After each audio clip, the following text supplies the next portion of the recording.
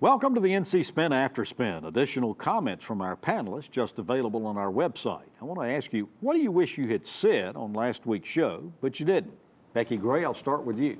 When we were talking about what the 2017 legislative session might hold, and we just ran out of time with it, and I talked about there would be restrained growth in government, limited tax reform, some things like that. But the thing that I do think they're going to focus on, and with the additional revenue that they are probably going to have, today it was announced $191 million in additional revenue surplus. I think that we'll see some additional spending dedicated towards mental health services, and also to the court system. So I think that's something we can look forward to in 2017. Good things. Bob Orr, what do you wish you'd have said on last week's show? When we were talking about the Article 6 challenge in the governor's race, to me, one of the election problems that has not been discussed deals with out-of-state students coming to college in North Carolina.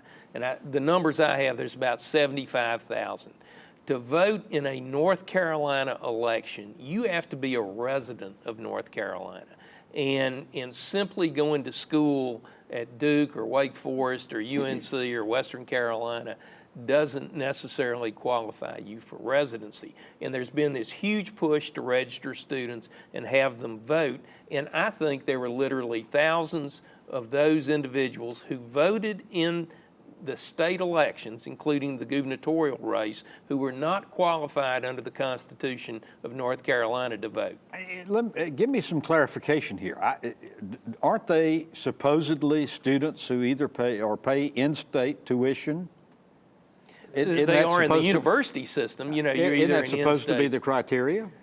No, it's whether you decide that you want to make North Carolina your permanent residence, understanding that, you know, people move at any period of time. But the most important criteria is that you intend to abandon the place from where you came.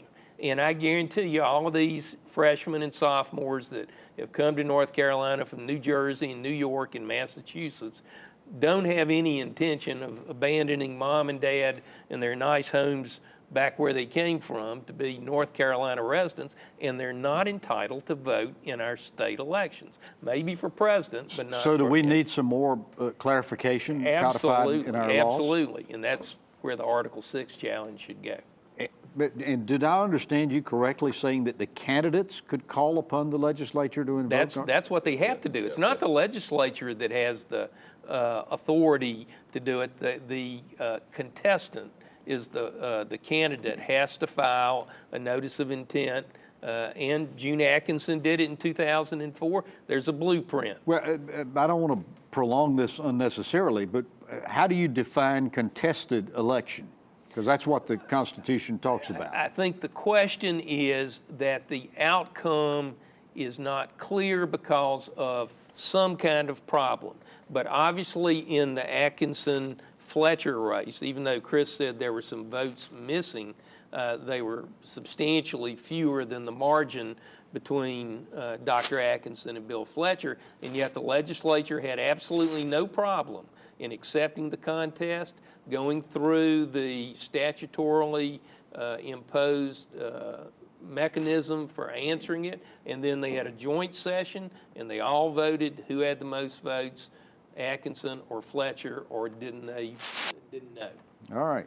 Rufus, what do you wish you'd have said on last week's show? When we were talking about the Circuit Court of Appeals demanding that they have re-elections or redistricting in 28 House and Senate seats, all of this could be avoided if we do the simple thing like so many states do and have a nonpartisan redistricting commission. They work well. They would have saved us all these tens of thousands of millions of dollars we're using. And we need to get busy sometime and face up to the fact that partisan redistricting does not work. And the Supreme Court has said for so long that if you do it for political purposes, that it's okay. Well, normally those political purposes bring on the same kind of complaints about racial gerrymandering. So I would love to see the Supreme Court and the other courts at some point say that pure political redistricting is not the right way to go. And the one way to do that is for this state to have nonpartisan redistricting commission. I encourage you to read my column this week. I'm calling it a psalm, a legislative, redistricting psalm of lament.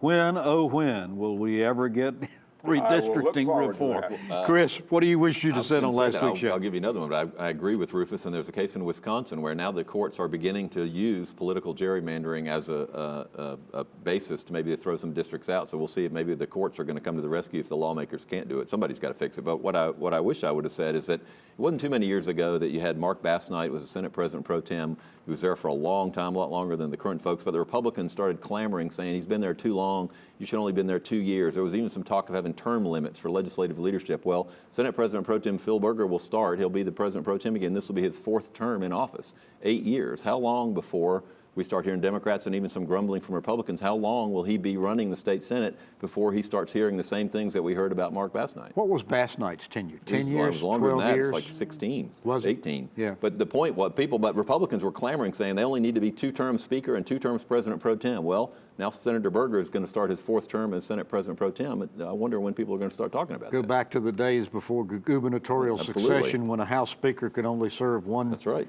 2-year term. Well, thanks for watching the After Spin. We'll have more video all during the week on ncspin.com.